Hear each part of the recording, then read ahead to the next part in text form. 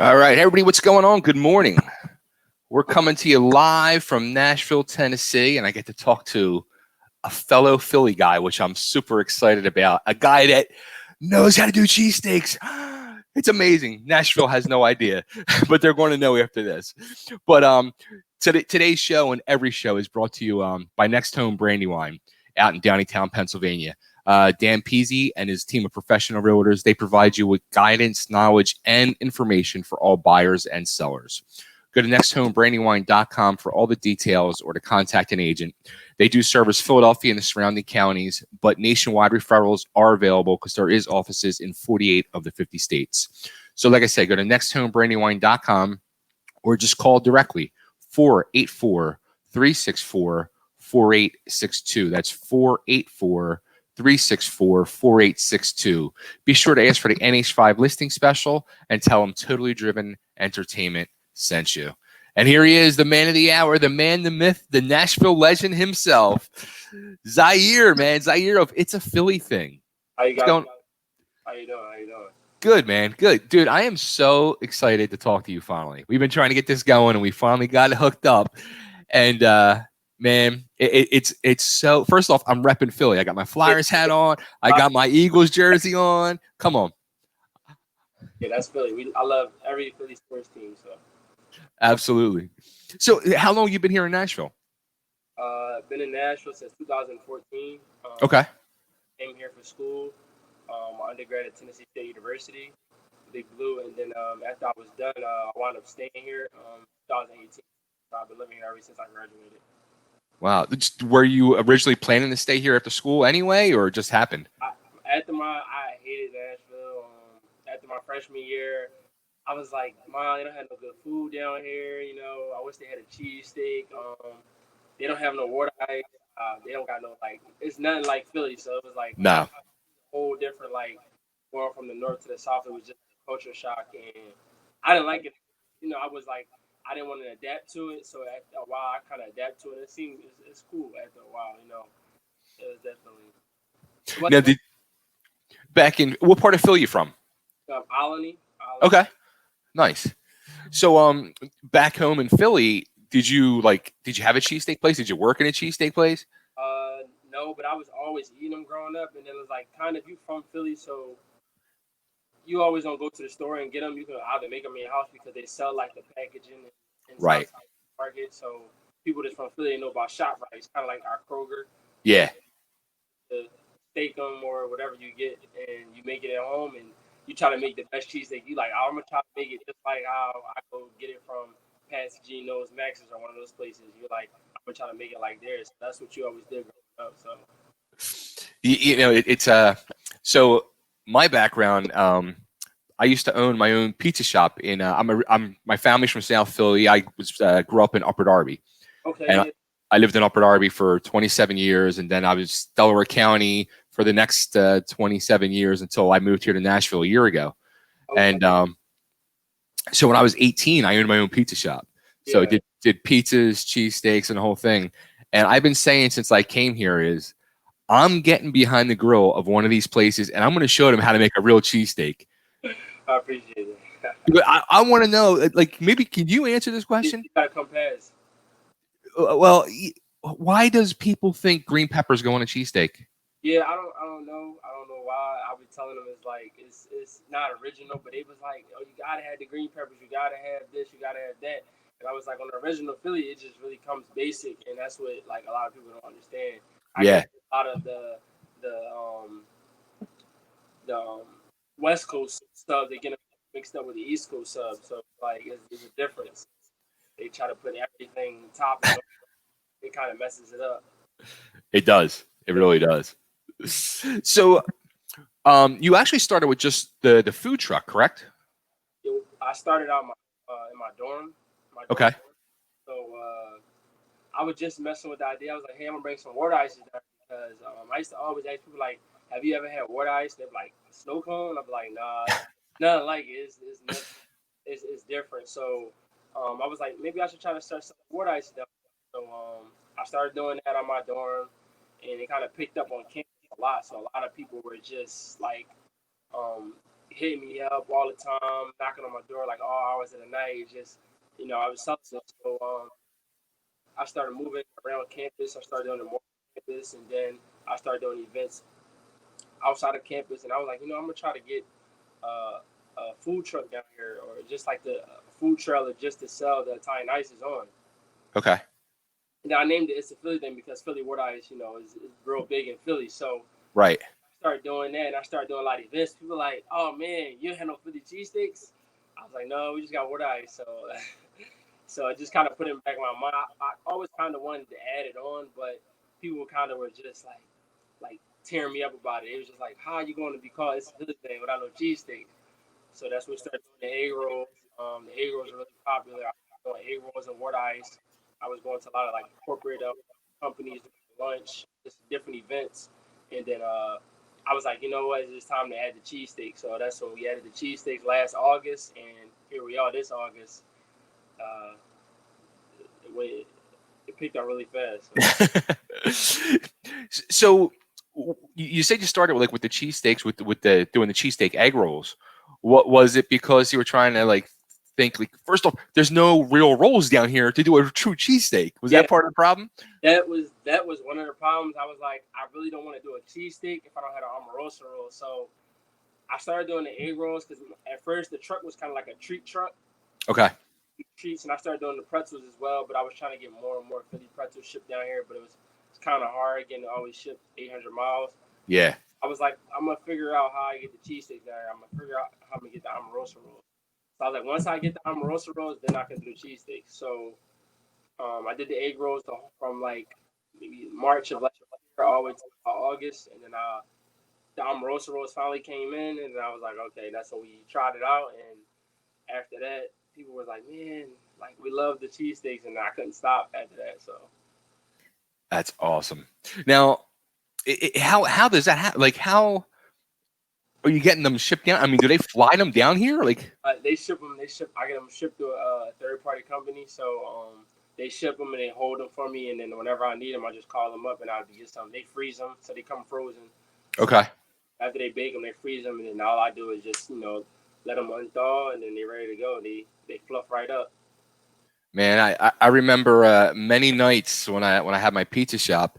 They used to have a the Amoroso Bakery. I think it was like at 49th and Baltimore Avenue, and like on Fridays and Saturdays we used to be open until 2:00 in the morning, and by like 11, 12 o'clock at times, which I see you guys do, you run out of rolls, and I'd be driving down there like, at midnight to go get more rolls to make it through the night. Yeah, exactly. A lot of restaurants in Philly have that problem. They just work until they run out of rolls, or till the rolls aren't fresh anymore, and they just, we closed today. Right.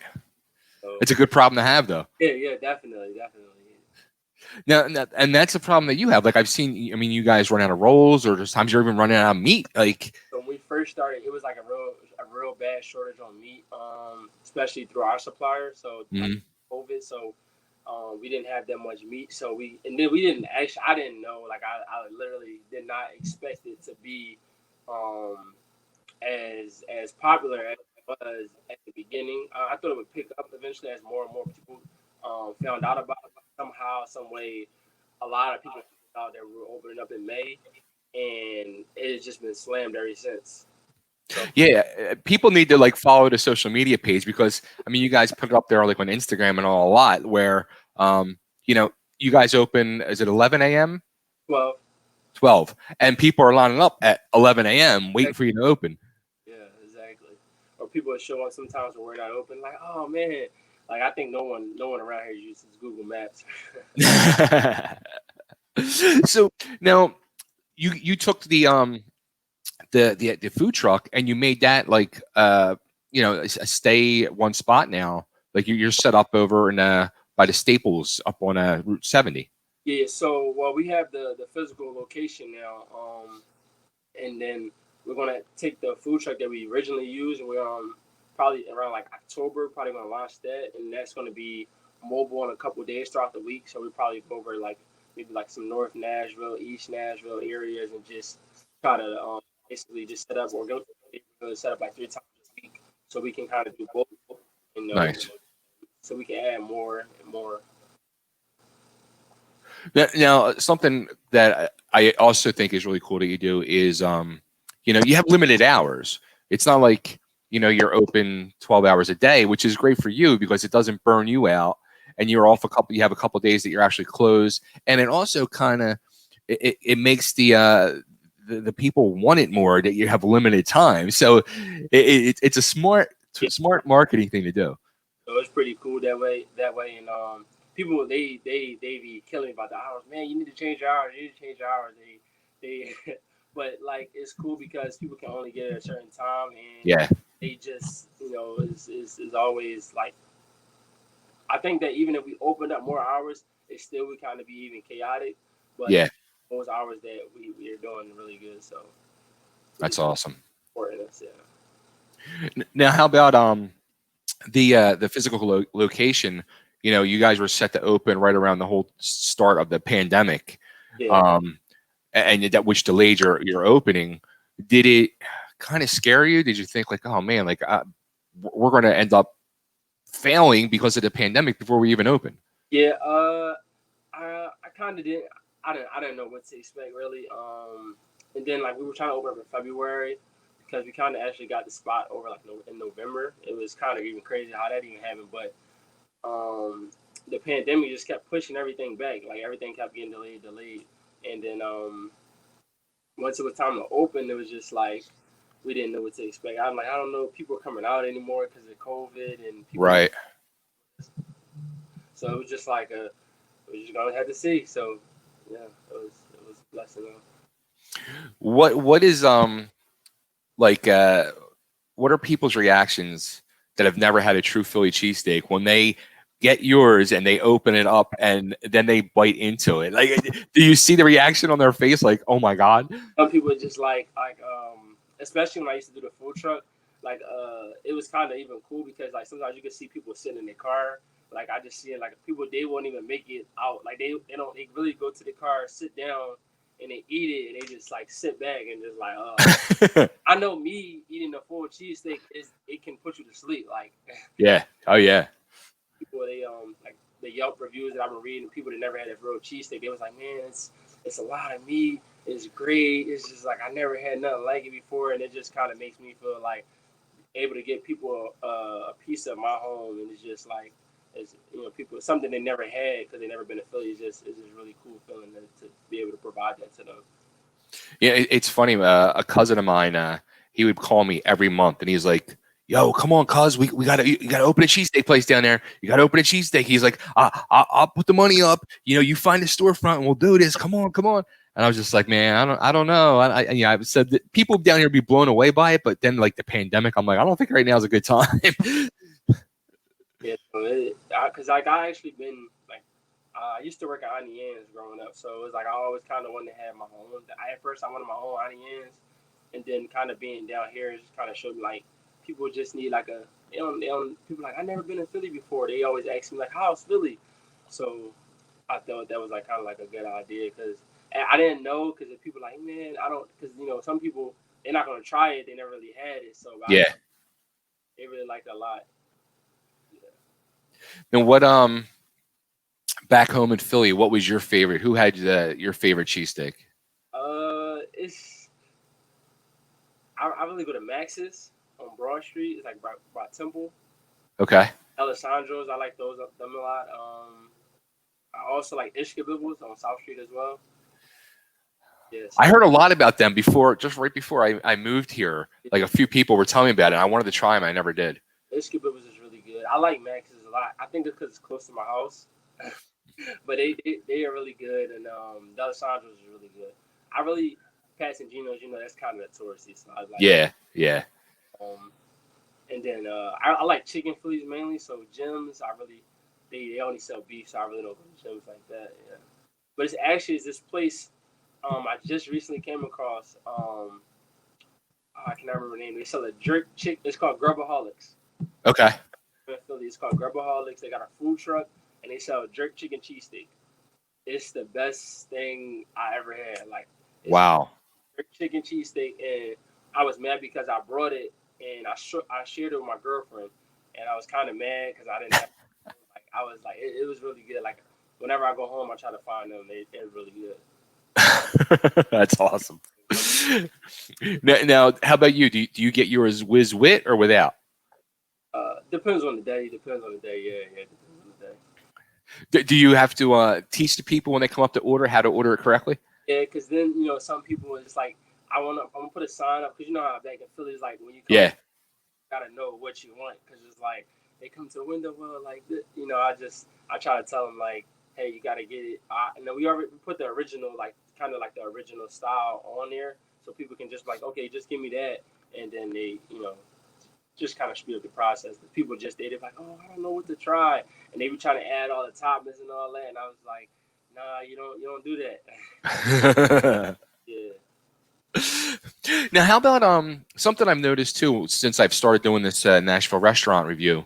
I notice it especially with a lot of the barbecue spots in town on their social media and on their Instagram. There's a lot of support from like it seems like the fellow restaurants. Like it seems like there's a nice community there where they support each other. It's not like a true competition. It's Right. There's a support system. Have you seen that? I mean, have people reached out to you? Especially when I was doing the food trucks, I got a lot of friends. Slim and Huskies, those are my frat brothers, so they support and they say stuff here and there. I talk to them. It's, mainly stuff like that. Rhythm and Spice. That's my good friend. He's cool. Rhythm and Spice. Roll Forever Ice Cream. Those girls. They own a ice cream truck, road ice cream truck. So they kind of support a lot. So it's like it's a lot of different people that kind of support and we show love. And then it's another guy I just met. It's like Fat Belly Pizza. I mean pretzel, Fat Belly Pretzel. Yeah. So it's definitely a lot of support in the restaurant business. People support, they comment on each other's pages and stuff like that. So that's really cool. Yeah, I was actually like kind of almost surprised because I think back home in Philly, it wouldn't be like that. It would be you know what I mean? And I tell people like down being in the South is it's really a lot of support and love down Yeah. like different from up north. A lot of people support and a lot of people are willing to lend out a helping hand. So like that's really cool and it helps you out a lot too because it's not always everybody trying to fight to the top. It's people trying to help each other out. Hey, this, hey, you can do that because even one of my friends that owns a restaurant, he was like, hey, during the pandemic, I did this, so I know the pandemic's coming back around in the fall. You should try to do this, just giving like each other tips and stuff like that, or trying to motivate each other here and there. Nice. Questions like it's just somebody you can call, like, hey, I got a question with this, and whatever advice we can give to each other, we just kind of help each other out. So like that's really cool. That's awesome.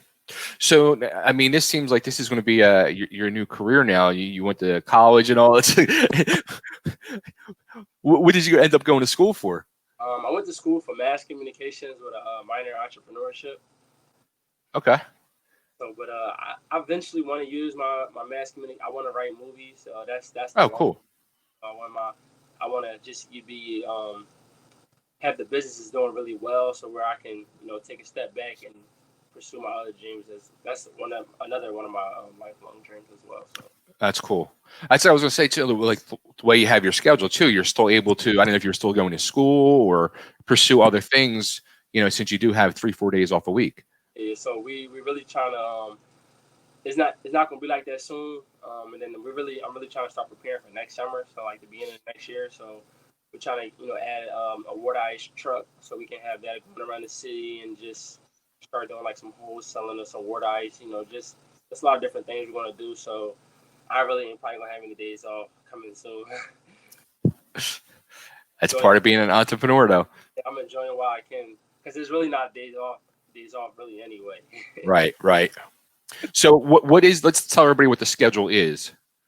So right now we're open from Wednesday to Thursday, 12 to 7:30. I mean 12 to 5:30, and then Friday and Saturday 12 to 7:30.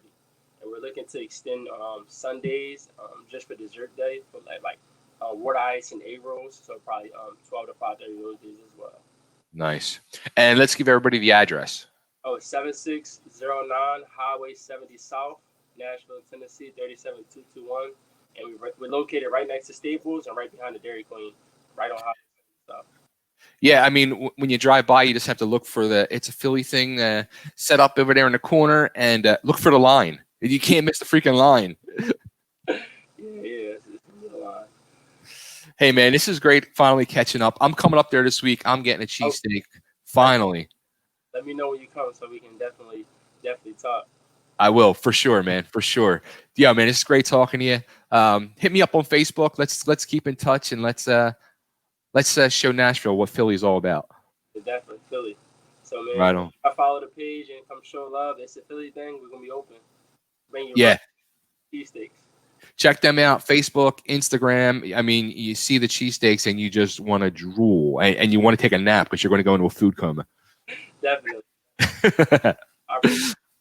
Thanks, Zyhir, man. Great talking to you. Have a good one. You too.